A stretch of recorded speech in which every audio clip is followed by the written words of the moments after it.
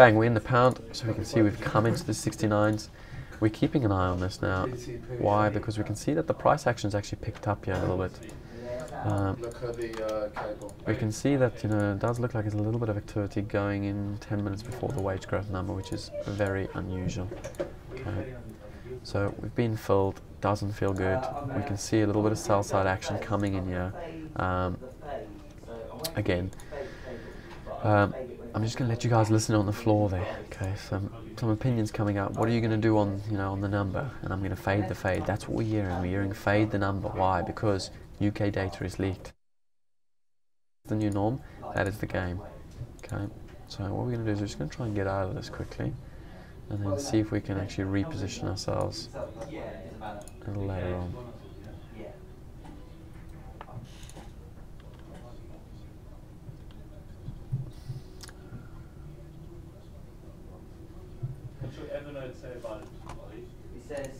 Okay, let's just get this. It says definitely lead still. January was a massive lead. Started moving at 9:25 or something. In March though, there was a period around. I don't even remember. Okay, so we can see a little bit of stop outs there as we took out the. As we went through the 72s. So again, when you do get those little stop outs, you know, it's so unusual not to just test out that area. So what I'll do is watch the 70, 71, see if, you know, we retest that area. Right now we can see there's a little bit of sell side action coming through. In terms of the order of coverage, we're starting with the claimant count change, given that is the May reading. The expectation for that is plus 10,000. Then moving on to the headline employment rate, expected unchanged at 4.6% for the ILO unemployment rate. Then moving on to the average weekly earnings, looking at the ex-bonus component first, given that is the Bank of England's focus. In terms of the 3-month on year reading, expected at 2%, then going to the headline average weekly earnings, expected at plus 2.4%, which would be in line with the prior read. So now, I mentioned yesterday, how do you know which data is, or when data is leaked? Well, the first thing we can see is the volume and the price response. Now, all I would caution is traditionally, okay, for leaked data, you're going to see quite a substantial pickup in the volume. Okay, so we can see, yeah, the volume's been roughly averaging around 200-300 contracts. Suddenly it's picked up to 1,000 contracts per minute. Okay, so what we're going to look at now is we've obviously done quite a big move here, 75s. If this market suddenly starts to get aggressive towards the downside, we're not going to be afraid to fade this. Okay, why? Because, well, the market's already repricing itself. It's already done 20 ticks now. If we look at yesterday's inflationary number, you know, you'll remember that obviously that inflation number came out 0.2 higher. The market didn't even blip up, didn't even respond, and reversed very aggressively in another direction. So we're going to take that same play today, based on what we saw yesterday, and we're going to try and execute. Now, let's just come to the Reuters and actually prepare for this. Let's just make sure we know what the numbers are and we're ready to go on this. Okay, so expected is, we're looking at the average earnings, by the way. We're not too phased with the unemployment, don't really care too much for that. Previous reads was 2.4 on the 3-month headline, so 2.4 is expected again today. And then obviously we've got the X bonus. For me personally, I just focus on the headline number, because again, the X bonus I'll give more attention to around bonus time. So again, there are seasonal issues, and that's why sometimes the X bonus gives a better, better insight. So do obviously make sure you focus on both of them. For me, I'm just looking at the headline, and then secondly the X bonus.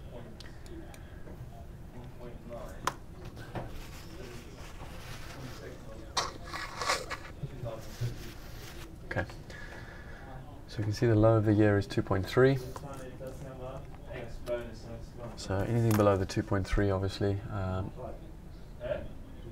Actual 2.3. Okay, yeah. So the low for the year is 2.3, I guess. So that's where we want to look.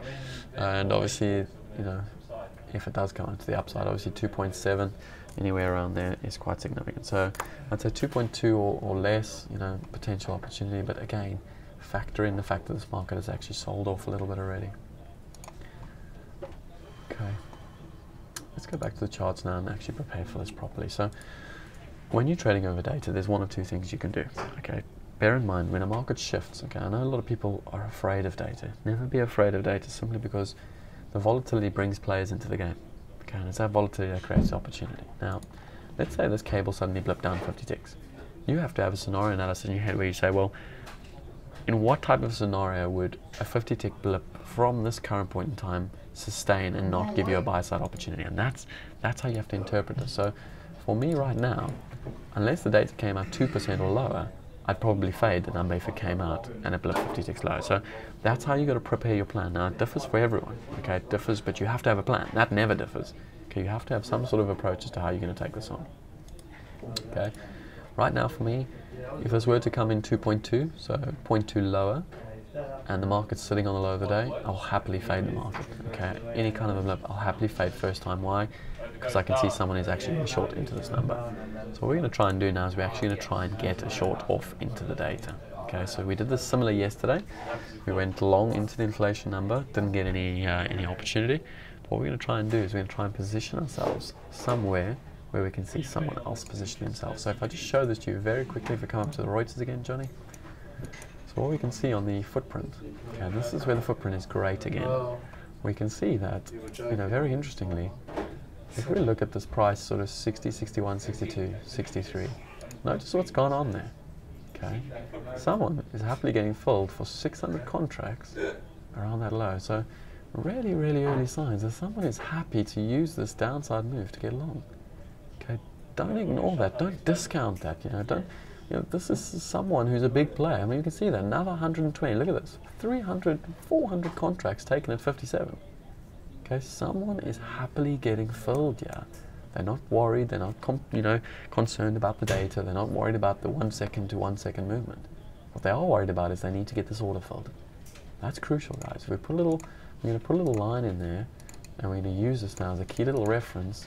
Once the market actually, the data comes out and things start to get a little bit haywire, we're going to reference this entire region from 58 to 63s because someone is passively getting filled here, happily taking the market. Now,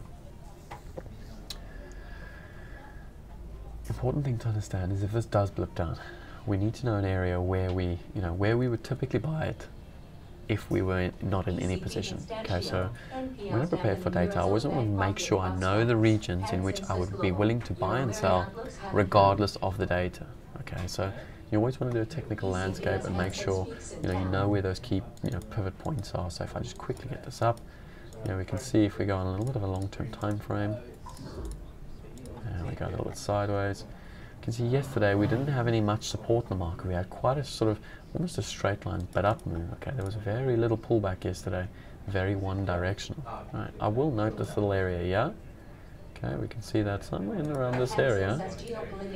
Right, somewhere in that little area here, we had quite a lot of two-way trade. Okay, so we can see obviously early in the morning, the market resisted this, it then used it as support. It then moved higher, resisted, came back, tested that support and held.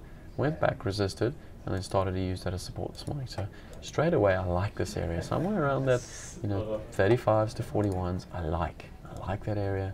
For me, it makes sense there. If this number doesn't come out too far out of line, it's 30 ticks lower.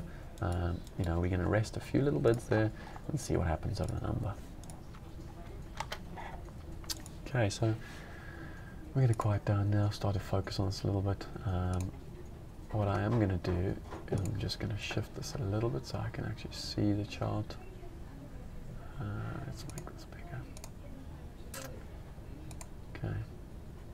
And what I want you to watch as we go over this is just watch the execution. Remember, you never want to panic with these things, guys. You never want to panic. Just, you've done your analysis. We can see someone's passively buying this, the pound down here. Number looks to be a little bit weak, maybe a little bit weaker than expected.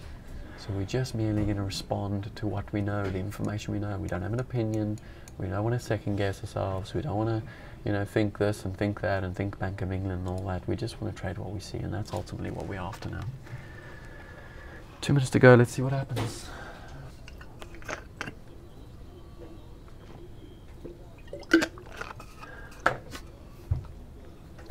Okay, one last little trick. As you can see on my ladder, the last thing I like to do is put a nice fat red line where the number comes out.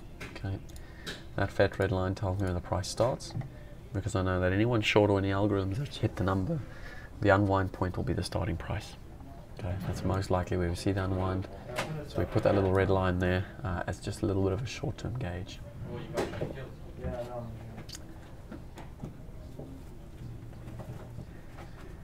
Okay, what is very interesting, obviously, we heard some calls, some guys trading gilts now. There's a very good reason I'm actually just going to get the gilt up as well.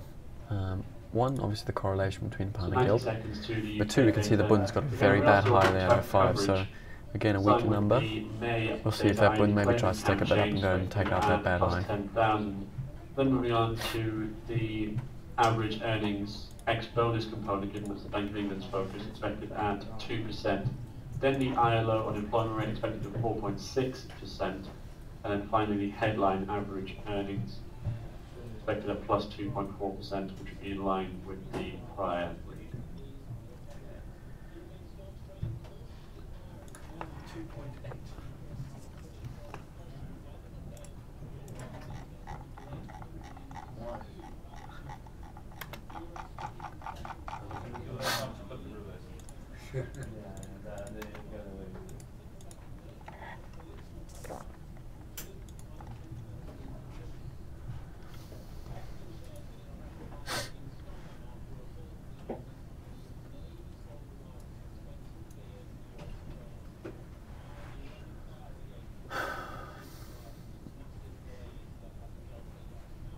Any other number? No.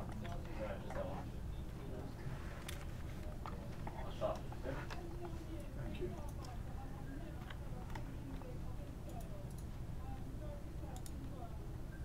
Ten seconds. Starting with your claimant count, expected plus 10,000. Plus 7.3 thousand early release here. The average earnings ex bonus plus 1.7%. The ILO at 4.6% in line. The headline average earnings 2.1%. So again, the claimant count slightly softer, plus 7.3 thousand compared to plus 10,000 expected. With the prior buy slightly higher. Average earnings ex bonus 1.7%, and 3/10 below the expected. Just remember, guys, it's seasonal, yeah? All the bonuses came out this month, yeah? 4.6%. Average earnings headline was also missed by 3/10, 2.1 versus 2.4%, with the prior revised lower by a tenth. Biggest 3-month decline since mid-2014. UK, February, April. Now the ONS, they say that revises their wage data series to improve methodology and earnings from small businesses. This has a, and saying this had a downward impact on wage levels. Why did you say?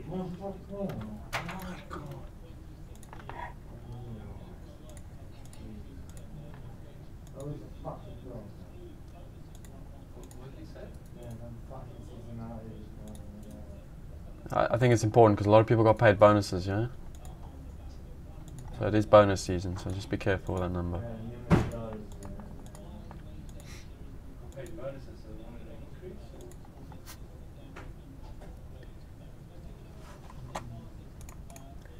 Okay, so 75s.